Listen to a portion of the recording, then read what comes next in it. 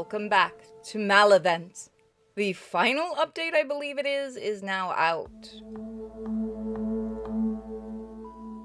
The rest of the week is a blur of activity between all the course material and personal work I have to do. Sunday starts with normal enough. I wake up to see Mallow waving at me from my phone on my nightstand. As per her request earlier in the week, I smile, wave back, then leave her on the charge stand for the time being. I set up, waiting for Siwan after the shower and breakfast. She arrives a little bit past 9 a.m.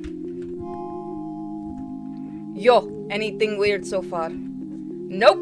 Come on in, make yourself comfortable. Thanks. You get your blood work back yet? Yeah, nothing out of the ordinary other than a slightly low iron count.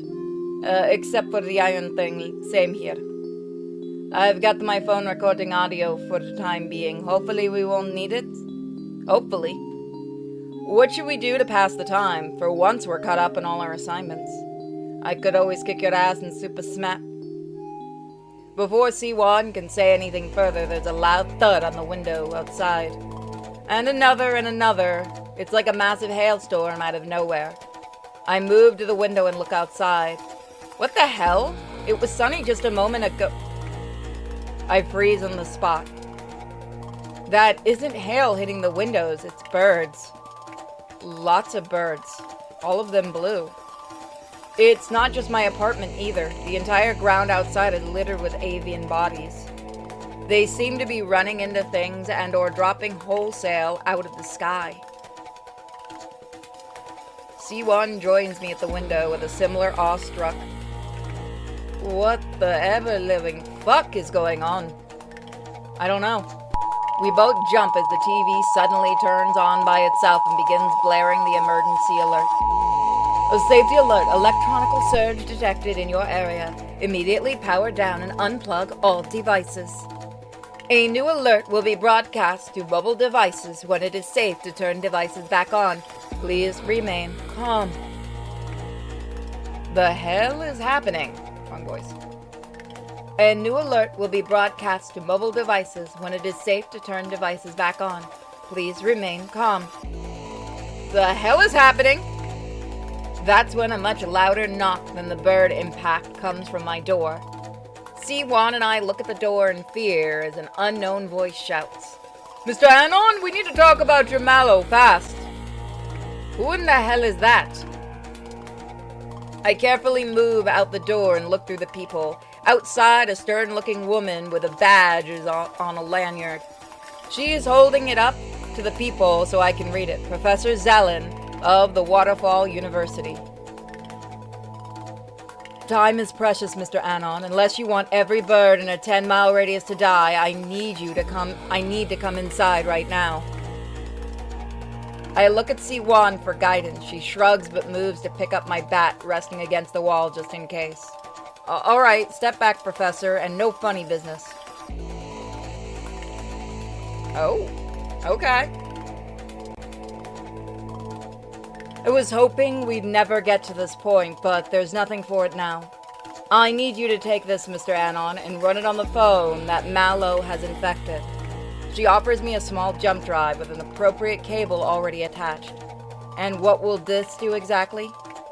It'll place your Mallow into a cage and stop sustaining the magnetic flux field that's causing the bird situation outside.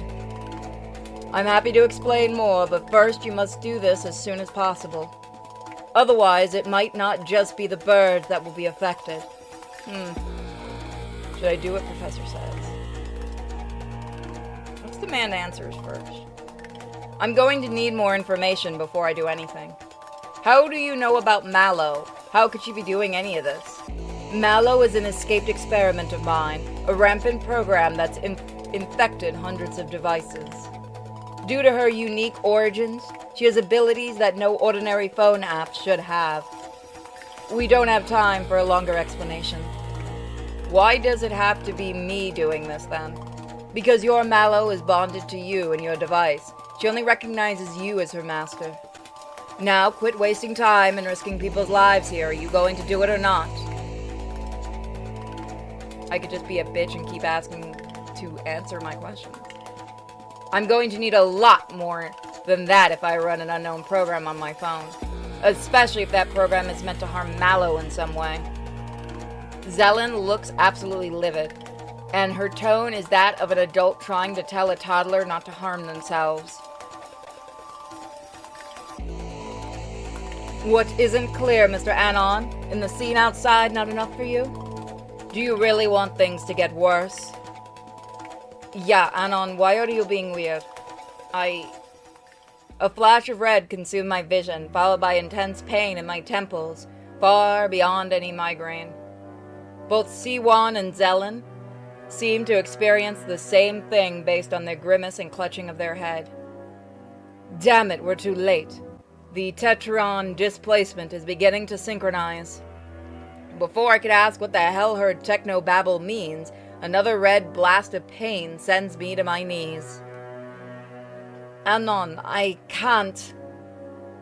Siwan collapses, red streaming from her nose and ears.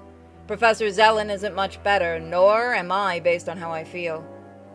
You've doomed us all, Mr. Anon. May God have mercy on you in the afterlife, for I will not. We got an ending. My brain is on fire, my eyes feel like they've burst and are running down my face. I can barely think, much less perceive the world around me. Just before I lose consciousness, I hear Mallow whispering in my ear, I'm sorry, Anon. I wish there was another way.